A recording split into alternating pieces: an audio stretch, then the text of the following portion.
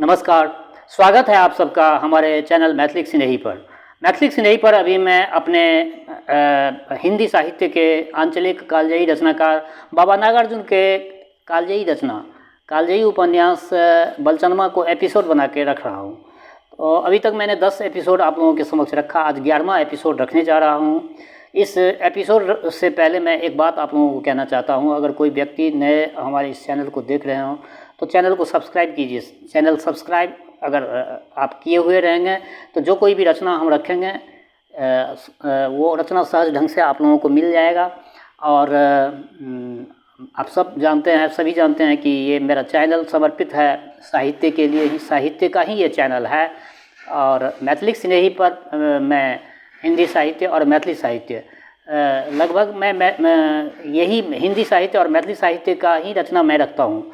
और मेरा ये प्रयास है कि साहित्यिक जो भी रचना है वो आप लोगों को सहज ढंग से मिल जाए, क्योंकि अब वो किताब सब मिलता नहीं है। कई हमारे श्रोता हैं जो कि इस तरह की अपनी प्रतिक्रिया रखते हैं कि ये किताब सब मुझे मिलता नहीं है। तो बाबा नागार्जुन का ये जो बलचनमा उपन्यास है, इसके संदर्भ में भी मुझे बहुत सारी प्रतिक्रियाएँ मिली। कुछ प्रतिक्रियाएँ अब्रॉड से भी मुझे मिला। और आप लोग अपनी प्रतिक्रिया रखते हैं, मुझे अच्छा लगता है। ऐसे ही निरंतर अपनी प्रतिक्रिया बनाए रखें। तो लीजिए, आज 11वां एपिसोड में आप लोगों के समक्ष रख रहा हूँ। एक रोज माँ के साथ रेवनी भी गई काम पर। आटा पीसना था। माँ ने कहा, चल 2 हाथ लगा देगी तो जल्दी पीस लूँगी आटा। मालिक मधुबनी जाएंगे दिन को आम, दूध और फुल्का खाकर, इसीलिए आटा पीसना जरूरी है। गई रेवनी साथ, दोनों माँ बेटी आटा पीस चुकी तो मालिक ने आवाज़ दी, बलचनमा की माँ, अरे लड़की तो तेरी बढ़कर तार हुई जा रही है। यह कहकर उन्होंने सिर से पैर तक रेवनी के समूचे बदन पर उड़ती निगाह मारी और नचाकर आंखें नीच ली। सामने दूसरे घर के ओसारे पर पलंग पड़ी थी, गद्दा था, चादर थी, तकिया थी जिसके दूध जैसे दप उजले खोल पर लाल हरे धागों से कसीदा कड़ा हुआ था। चोंच में चोंच भिड़ाए 2 तोते उसी पर कहनी टिकाए मालिक बैठे थे। आंख फाड़ फाड़ कर उन्होंने रेवनी को देखा, अजीब निगाहों से देखा। आटा पीस चुकने पर माँ से जब उन्होंने रेवनी की बात उठाई तो उसने कहा, बच्ची है बाबू, अभी क्या खा पी कर तार होगी। इतना कहकर वह फिर किसी काम में लग गई। बड़ी जात बालों के सामने हमारे घर की माँ बहनें बहुत कम बोला करती है भैया।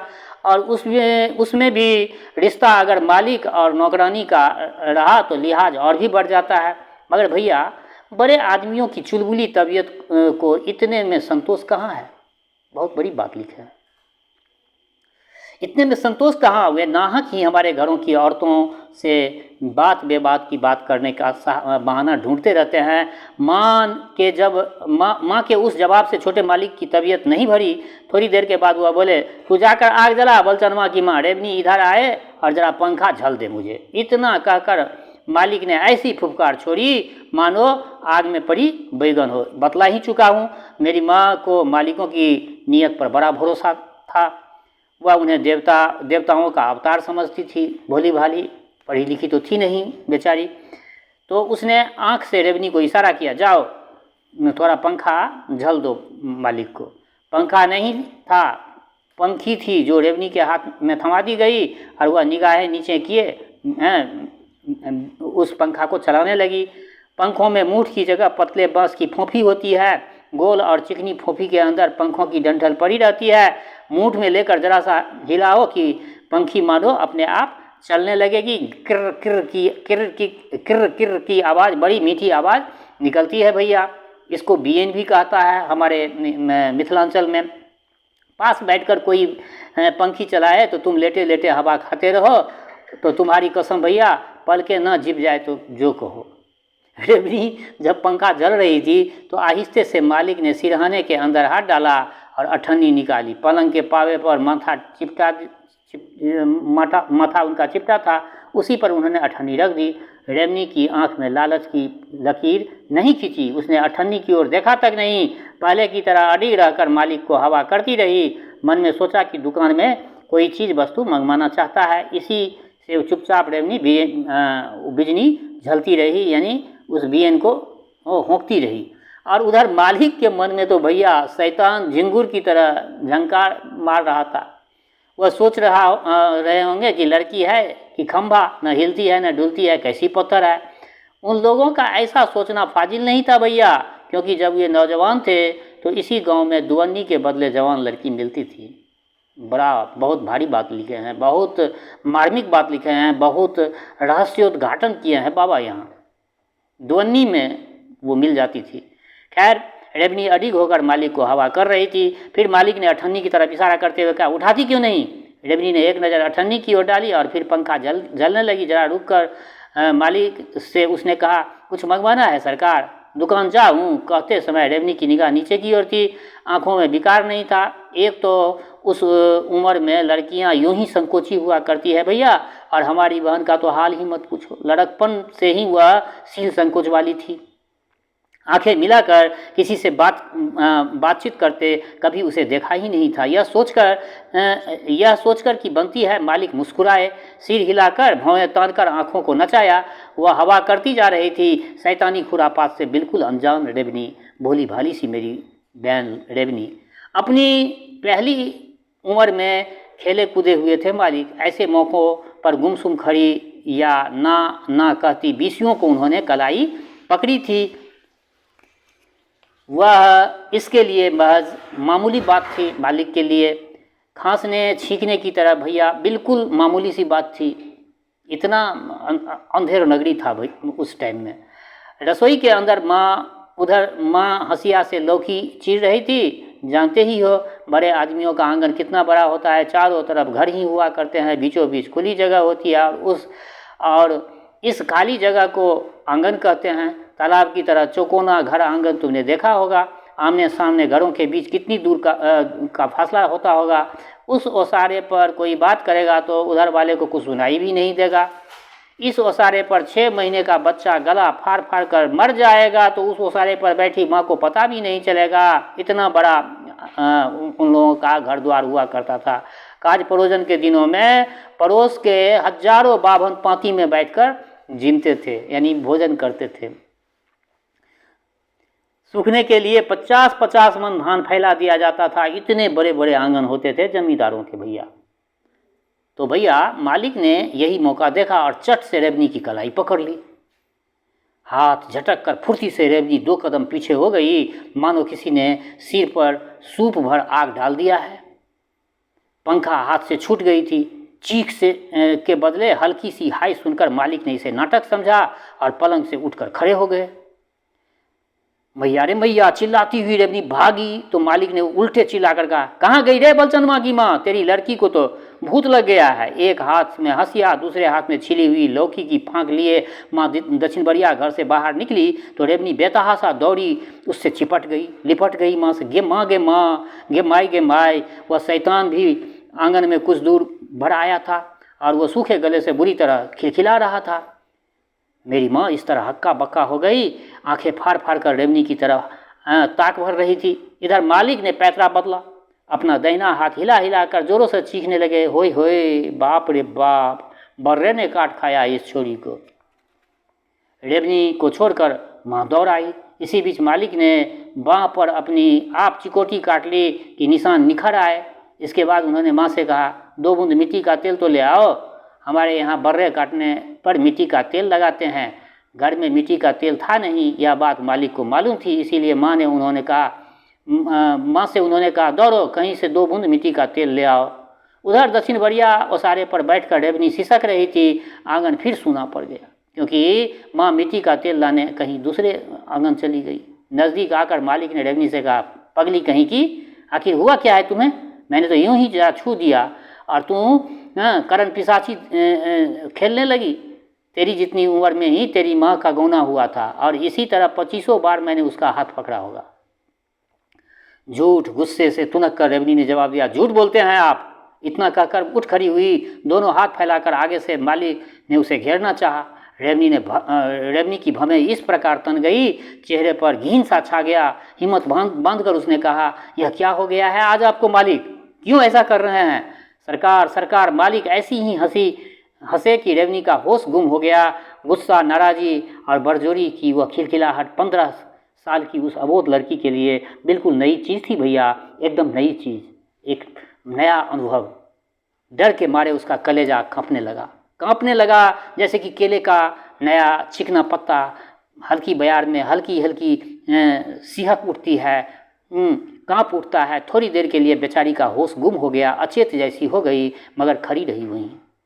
एकाएक रेवनी के अंदर बिजली जैसी गुस्से की लहर दौड़ आई, उसका अंग अंग मानो झंझना उठा, आंखों में लाली चढ़ गई, सीना धड़कने लगा, होंठ फड़कने लगा। मालिक अपनी धुन में मस्त था। उस राक्षस ने तय कर लिया था कि आज इस छोकरी को अछूती नहीं छोड़ूंगा। बहुत दिनों से उसकी आंखें मेरी बहन पर लगी हुई थी भैया।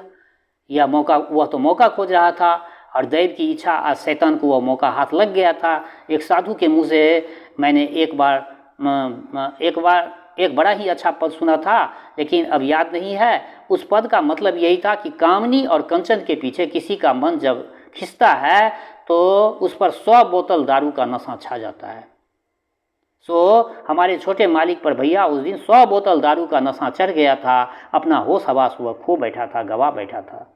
आखिर उन्होंने रेवनी को जबरन जमीन पर गिरा दिया और खुद उसके बदन पर काबू पाने का कोशिश करने लगा। 15 साल की वह असहाय लड़की अपनी समूची ताकत बटोर कर उस पस्त हालत में भी मुकाबला करने लगी। कुत्ते और बिल्ली की लड़ाई कभी तुमने देखे हो भैया? वही हाल था उस समय। मेरी बहन ने हार नहीं मानी। उसने मालिक की कलाई पर इतने जोर से दांत करा दिया कि ससुर अचेत हो गया और रेवनी बिजली की भांति फुर्ती से उठकर भाग गई वहाँ से। इसके बाद जो बवंडर उठा उसने मेरी जिंदगी के बहाव को ही मोड़ दिया भैया। बात यूँ हुई कि छोटे मालिक बिल्कुल आग बबूला हो गया। मिट्टी का तेल लेकर माँ जब उसके पास पहुँची तो उस बेचारी की पीठ पर उन्होंने कस कर 4 लात जमाई। मेरी माँ रोई नहीं, ऐंच कर रह गई। रेवनी को जब उसने वहाँ नहीं देखा तो किसी भारी अंदेशा से उसका सिर चकराने लगा। छोटे मालिक ने कि इस राक्षसी स्वभाव को वह न जानती हो, ऐसी बात नहीं थी। वह तो सब जानती थी। बेचारी का चेहरा सफ़ेद पड़ गया। आतंक के मारे आंखों के आंसू सूख गए। आंगन को सूना पाकर मालिक ने पीछे से उसे पानी भरने की रस्सी से हाथ पीठ बांधकर पलंग से बांध दिया। कितना बड़ा अन्याय होता था। पलंग से बांध दिया। वह फुट फुट कर रोने लगी और मालिक ने गुर्रा कर कहा, बोल साली, अपनी बेटी को यहाँ ले आएगी कि नहीं लाएगी, बोल। वह बेचारी क्या जवाब देती। अपनी जान के डर से लोग क्या नहीं बक जाते हैं भैया। मगर मेरी माँ बड़ी दिलेर थी। हमारी दादी की तरह बात बात में दांत निपोरना वह नहीं सीखा था। तबीयत की झगड़ालू ना होने पर भी वह अपनी आन बान की बहुत पक्की थी। उस रोज़ वैसी हालत में भी मालिक हमारी माँ से किसी तरह का वचन न ले सके। बड़ी पिटाई पड़ी उस पर। आह ऊह करके हाय राम करके हमारी माँ ने सारी दर्द पीर निकाली। घड़ों आंसू बहाए, मतलब बहुत उनके आँख से आंसू गए। घड़ों मतलब घड़ा जिसमें पानी रखा जाता है, उतना आंसू बहाई। फिर भी उस बहादुर औरत ने उस शर्त पर मालिक की कैद से छूटना न चाहा कि रेवनी को ले आएगी। न पीछे उसने आंसू भरी आंखों से रो रो कर बताया, हाँ बबुआ बालचंद, मर जाना लाख गुना अच्छा है, मगर इज्जत का सौदा करना अच्छा नहीं होता है बबुआ। अपनी माँ के मुँह से ऐसी भारी बात सुनकर मेरी छाती बांसों उछलने लगी। बहुत बड़े भागवंत को ही ऐसी माँ मिलती है भैया। मैंने भी यह ठान लिया कि चाहे उजड़ जाना पड़े, चाहे जहल दामुल हो, चाहे फांसी चढ़ जाऊं, मगर कभी जालिम के सामने सिर नहीं झुकाऊंगा। मैं उस रोज़ घर पर नहीं था, बाहर गया हुआ था। दूर नहीं, 2-2.5 कोस दूर गया था। बात यह थी कि महपुरा के खान बहादुर शादुल्ला खां कुश्ती के बहुत बड़े शौकीन थे। नवाबी खानदान से थे वो, बहुत बड़ी जमींदारी थी उनकी। इलाके भर में यही 2 खानदान थे जो सैकड़ों साल से राज करते चले आ रहे थे। एक खानदान यही हमारे मालिकों का था और दूसरा खानदान बहादुर का। हमारे मालिकों की जमींदारियाँ बहुत सारी बिक चुकी थी। वह 10 ही 5,000 सालाना आमदनी के मौजे बच रहे थे। अब उनके यह मामूली जमींदारी भी कई पट्टियों में बंटकर छोटी से छोटी हो गई थी।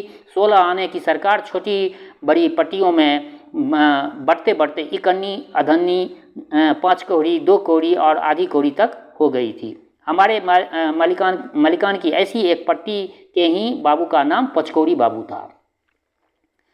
एक दूसरी पट्टी के किन्हीं बाबू का नाम 3 कौड़ी बाबू था।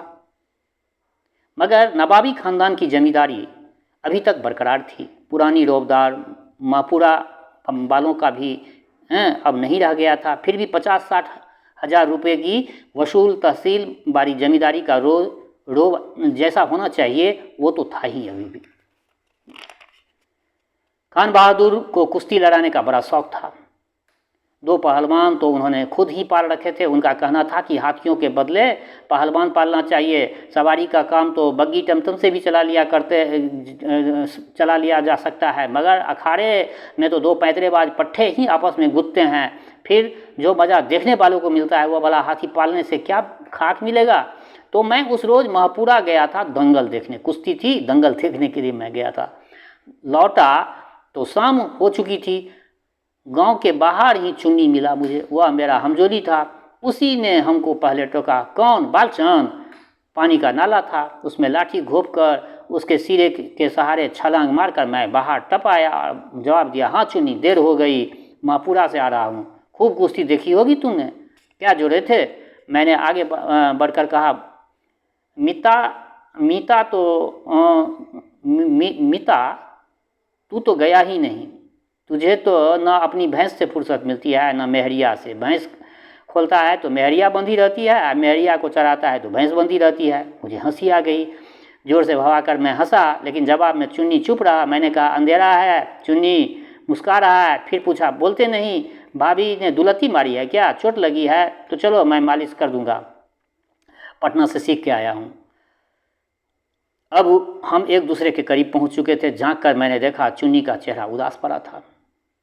खुले होठों से सफ़ेद दांत की उदासी का भी सबूत दे रहा था। लाठी को बगल में दबाकर दोनों हाथों से मैंने चुन्नी के कंधे झकझोर कर कहा, क्या बात है, इतनी देर से तुम चुप क्यों हो? कोई नई बात तो नहीं हो गई है? अब भी चुन्नी नहीं बोला। धीरे से मेरे हाथों को अपने कंधों से छुड़ाते हुए बोला, कुछ नहीं हुआ है। इतना कहकर 4 कदम आगे बढ़कर चुन्नी फिर ठिठक गया। खटका तो मेरे मन में पहले से ही हो गया था। अब संदेह पक्का हो गया कि जरूर कुछ हुआ है। हो न हो टोल पड़ोस में कोई ख़राब बात जरूर हुई है। अब मेरी भी चुहलबाजी ख़त्म हो गई थी और किसी खतरे का अंदेशा कांटा बनकर मन को बेधने लगा। 4 कदम में मैं भी आगे बढ़कर चुन्नी के आगे खड़ा हो गया और बोला, मेरी कसम यार, बोलो क्या हुआ है? भैंस तो तुम्हारी किसी के खेत में नहीं चली गई है? मलिकाना के किसी छोकरे ने तो कोई बात नहीं कह दी? अब भी चुन्नी चुप रहा। सिर्फ मेरा हाथ पकड़कर वही पगडंडी के किनारे पोखर के भिंडे पर धम से बैठ गया।